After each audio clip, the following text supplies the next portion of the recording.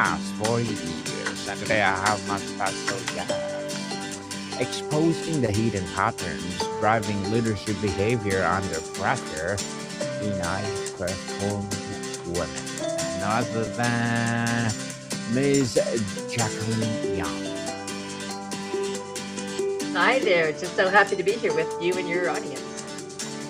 Welcome, Miss Jacqueline, on Book 101 Review. And can you please introduce more about yourself so that I can? I'm happy to, yes. So my name is Jacqueline Young.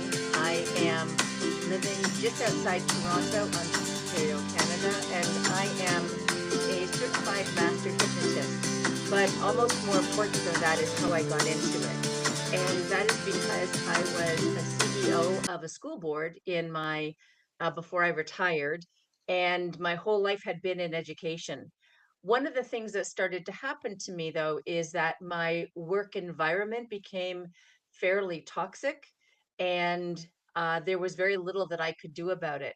But I recognized that my body was responding in a very, very interesting way. And I finally went to the doctor, and my doctor actually said that I had to, take some time. And I said, so a couple of weeks. And she said, oh, no, you're never going back to work there. You can't work there. It's abusive.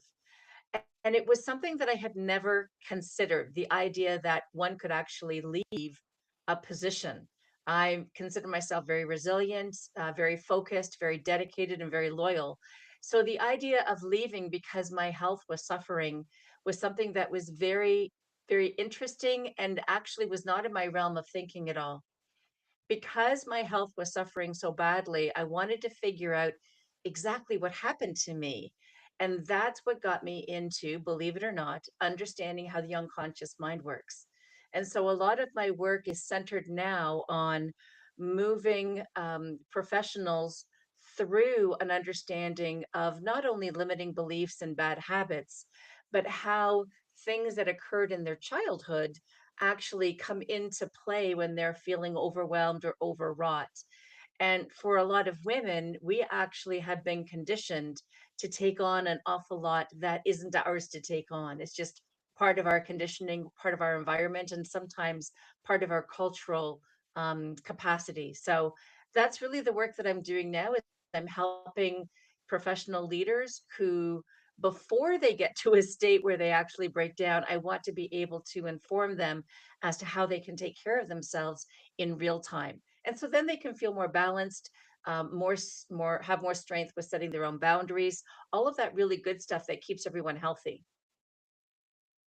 Well said, Miss Jacqueline. Here on Book 101 Review, we salute you, we celebrate you for empowering women all over the world. Thank you. Perfect. Thank Uh, you. yes, Love your keep up the enthusiasm. keep up the good work, Miss Jacqueline. Keep up the good work. And for today, let's talk about, well, you being you, exposing the hidden patterns in driving leadership behavior under pressure in high performing women. You were a CEO, you had a decades of experience, yet you describe waking into meetings feeling an internal urgency that far exceed what the moment required. What was the unnamed feeling, and how long did it take you admit that something was happening beneath your expertise? That's a really great question. The place that I was working, we were doing very, very well. I was hired to actually come in and change the culture, which I was able to do. And then a few things started to fall apart. And in that falling apart, the people that were in charge of me actually shifted some of their understandings. And so the easiest way to say it is that we had instead of being aligned in our ethics and our integrity, we were not. And what happened because of that is my body really started to absorb some of that disconnect and some of that artificiality, if you will. So, whenever you're not in line or in alignment with your body and your mind, if it feels like somehow you're being compromised or being asked to be compromised, there's always going to be an effect on your mind or your body. And for me, what was happening was I was getting migraines, I wasn't sleeping, I was getting foggy. And then when things got quite bad, I had pneumonia many, many times, and I ended up in the hospital for vertigo. So that's the kind of thing that happened over a long amount of time. And I would say probably 2 years, because this kind of connection or lack of connection is very insidious. It happens so minutely that it's very challenging to figure out when things start going off the rails. And as I said previously, for me, it actually took my physician to point out how bad it was. Like, I just kept saying, I'm going to go back. I've got to fix this. I've got to figure it out. I know I'm resilient. I can move through anything. I've done that before in my past. And it took literally a professional and a physician at that to say, you should not, cannot, I'm not going to allow you to go back. So, to answer your question more fulsomely, it was about 2 years before I actually chose to leave.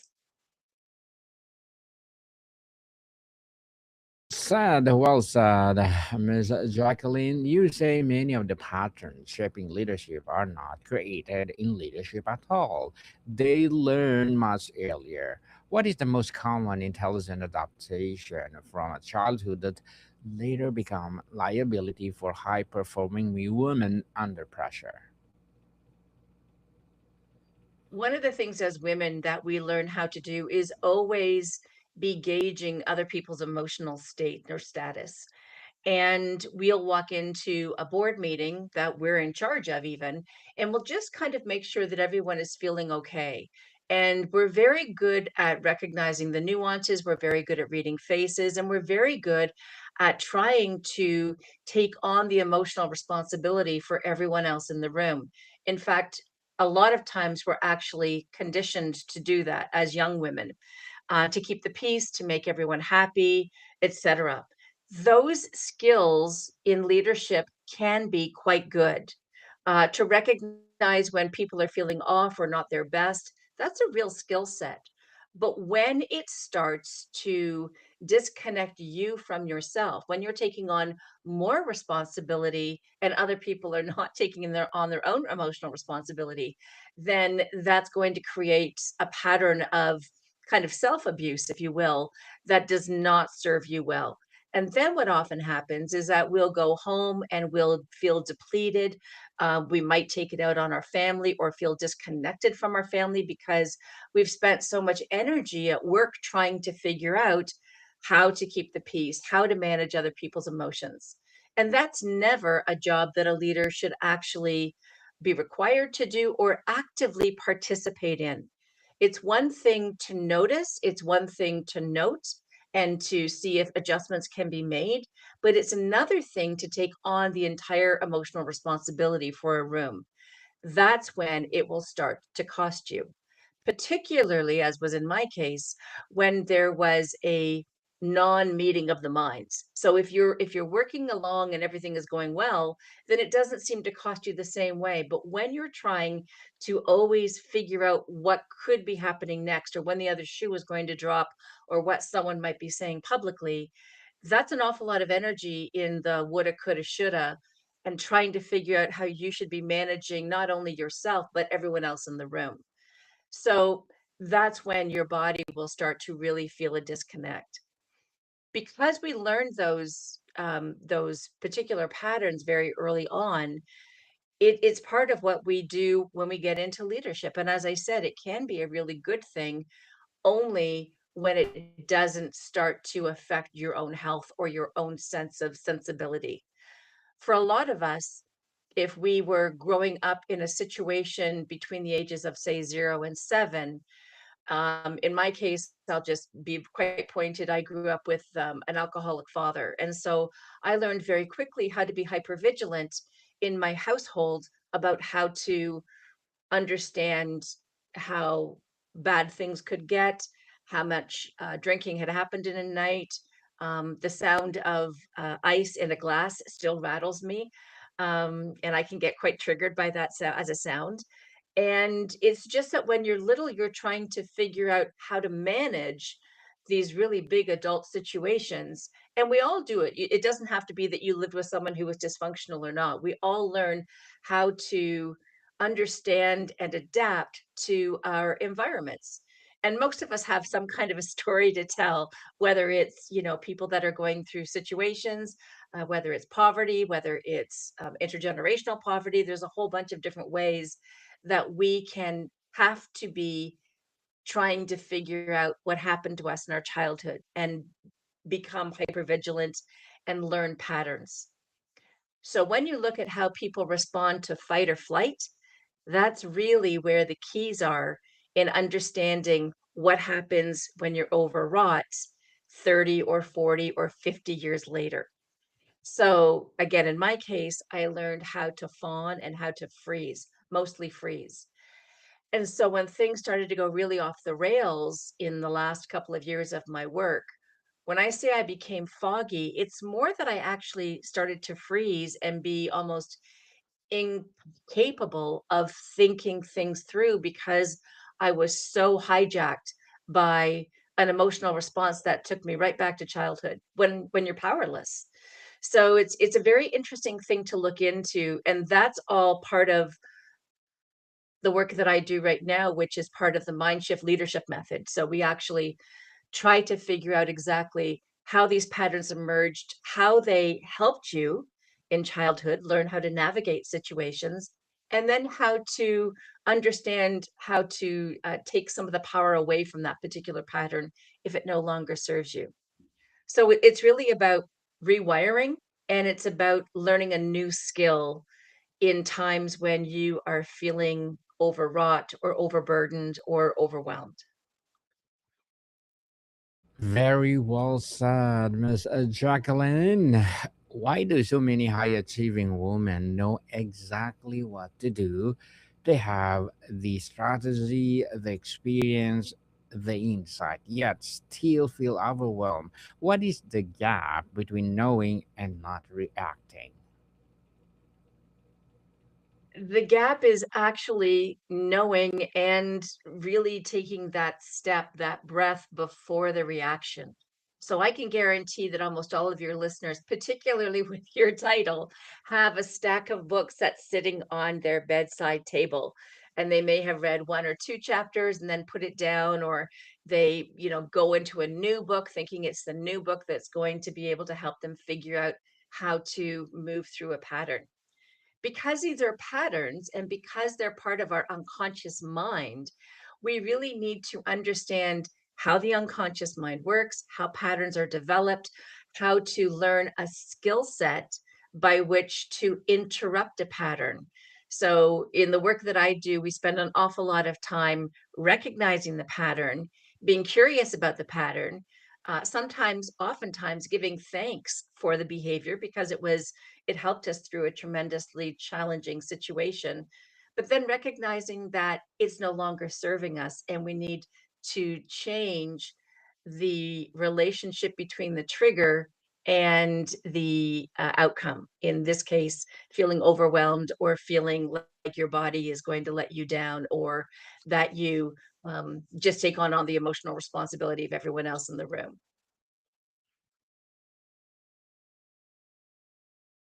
Well, Miss Jacqueline, you describe emotional over responsibility as a distinct from genuine accountability.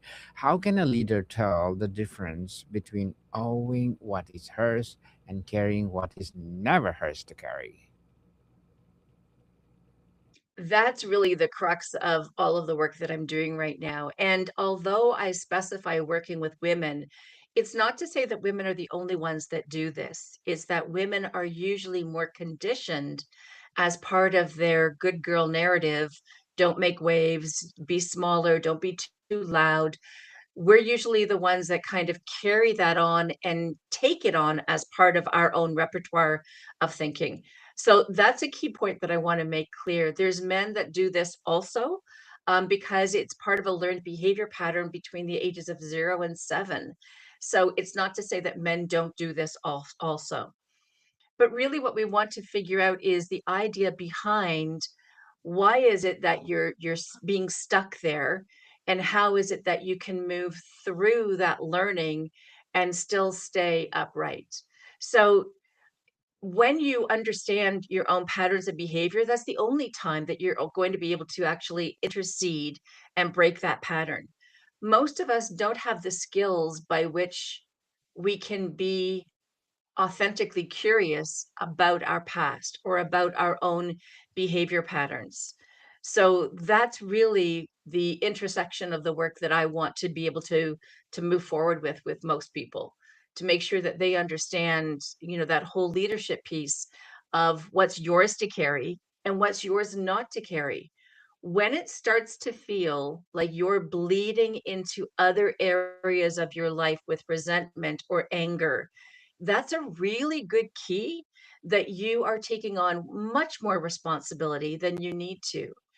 If you recognize that other people in the room are choosing to not take on responsibility for their own emotionality or their own emotional behavior, and you kind of are quizzed by that, or understanding that, why am I the one that's taking all this on? Why aren't the other adults in the room accepting their own sense of responsibility for their emotionality and their emotional responses? Then that's a key indicator that you are doing way too much work. Sometimes those insights can come in a flash, and sometimes those insights will come over time. But it's when you can really recognize that there's certain individuals that you're feeling are challenging to be around, or they feel like they're almost that emotional vampire that you, or the positive energy vampire that you hear an awful lot about. When you feel drained by being with particular people and you wonder why, sometimes it's because they're takers. They come to you because they want to give you everything and you accept it. So you need to be really, really clear on what's yours to accept and what's yours not to accept, and be able to really very clearly be able to say, that's not my responsibility. That's actually your responsibility to be able to figure out. And in leadership, it's a skill that requires dedication, and it's a skill that requires practice and scripting sometimes to be able to wrap your mouth around what to say in those particular moments. Because as I keep coming back to, it can feel very foreign for an awful lot of people to take on that responsibility. They think that being a leader is to assume everyone's, crap, everyone's garbage that they're bringing in every day. And although you want to be aware of where everyone is, it's not your responsibility to pull it all in and assume that it's part of what you need to figure out in your leadership capacity. Well said again, Miss Jacqueline. You were a CEO. You could have kept leading without ever asking the deeper question. What was specific crack in your own experience the moment you could no longer ignore that something beneath the surface was running the show? It was really when I was hospitalized for vertigo. That's when I mean, they couldn't figure out what was going on. I was dizzy quite often. And walking into meetings, I finally realized that my heart was palpitating, that my breathing became quite shallow, and I realized, wait a minute, this feels like I'm, bracing for the enemy, because that's what it felt like actually. I mean, I was only a couple of people out of many, but those couple of people were destined to try to publicly humiliate or publicly take down the organization. And so, because I felt so fraught with not knowing where to go or what to do, my body assumed all of those responsibilities. And it was literally that I woke up one day and thought, "What the heck is going on? How is it that I went from someone who was very healthy, and I consider myself very healthy, my background is in mental health, so I understood my own capacity and my own desire and ways of moving through my own mental health and my own mental capacity. And yet here I was being sideswiped, literally feeling like I was sideswiped by my own body and my own thought processes. So, to answer the question, coming back fulsomely, it was when I went to the doctor and said, I think I'm quite sick, but I don't know why. And she asked me to explain what was going on at work. And that's when she basically told me, once again, you cannot go back to work for these people. Something I would never, ever have considered.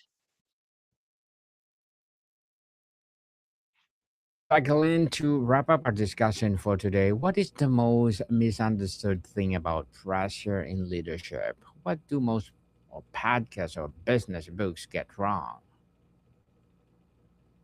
Yeah, I think I'm going to come again full circle to what I had in my head about what leadership should be and how it should be represented, which is stoicism, what resiliency is supposed to look like, etc. And then recognizing that there are situations that we're not meant to be in. It has nothing to do with leadership, it has nothing to do with being a strong individual. And so trying to figure out the differentiator between what's mine to carry and what's mine to leave on the table for other people to carry is really, really key to understanding leadership and capacity. And I keep coming back to the same words on purpose because there's great power in recognizing where your power should lie in leadership and truly what is not yours to carry. That's the work that we really spend an awful lot of time on in figuring out how to keep yourself healthy. And coming back to one of the questions you asked me before, one of the reasons I'm going into this work and trying to target women as they come into leadership, not necessarily at the tail end of their leadership, is so that they can be curious about these particular kinds of patterns way before things go off the rails. So, because it happened to me in a particular way, in a particular series of events, I want to be able to share with my clients, these are the things that you look out for. These are the things that can creep up on you. These are the things that you can do to keep yourself healthy. And yes, there's some of the old things that we hear about, walking, exercise, perhaps meditation, but there's an awful lot of other things that are actually, let's practice this, let's build the skill around it, let's understand what the pattern is about so that you can actually not only move through it, but also make peace with it. And therein lies a real magic because that's where your own sense of claiming yourself back and repowering yourself and really kind of stepping into the leadership that you want to embody, that's where it really is.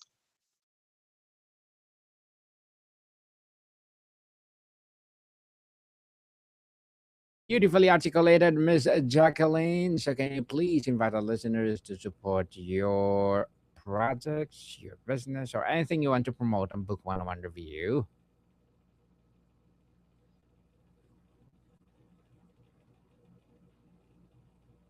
Out the calm authority. That's the bridge in terms of the work that I do is stepping from high pressure into calm authority. And so they can find that free gift on the show notes for sure, but also they can simply download the mindshiftblueprint.com and they'll find it there. And that is my free gift to everyone that is listening from your platform. And thank you so much for the opportunity to be here and to share this. You're most welcome, Miss Jacqueline. And can you please recommend a book or books that influence your journey? Oh, well, I'm Canadian, so I'm going to go right back to Gabor Mate, another Canadian. Most people have heard of his work, but when my body was feeling like it was really not functioning the way that my mind wanted it to, that was one of the Bibles that I kept going back to. So it's the mind body connection, and it's called The Myth of Normal by Gabor Mate. Yes, thank you for that recommended book, Miss Jacqueline. And I have one more question before I will let you go. If a woman listening has been telling herself, I just need to manage my time better, or I just need more resilience, but she has tried both and it still feels the weight, what question has she never been asked that would ask her right now? Mm, that's a remarkably brilliant question, Daniel. Thank you for that. I think the question really comes down to what is mine to carry and what is not mine to carry.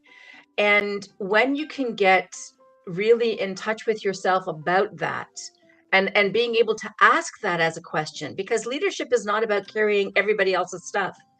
It's recognizing that you need to keep yourself healthy and really responsible only for the things that you're responsible for. And taking care of other adults' emotional responses is not what you're supposed to do. So I really think it's what's mine to carry and what's mine to let go. There's a lot of power in just asking that question.